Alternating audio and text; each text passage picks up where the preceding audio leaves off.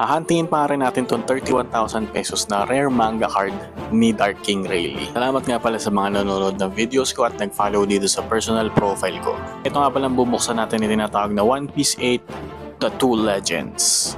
Kaya ang model nitong pack na to is si Dark King Rayleigh at si Whitebeards. So ito na nga guys, tingnan natin at baka dito na tayo swertihin.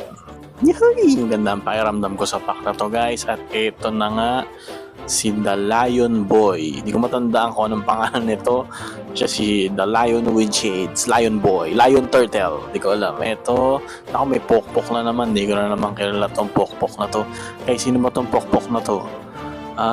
In fairness maganda ang mga ito. Naku po, may demonyang pokpok naman ngayon. Hindi ko rin siya kilala guys. Who is she? Who is she?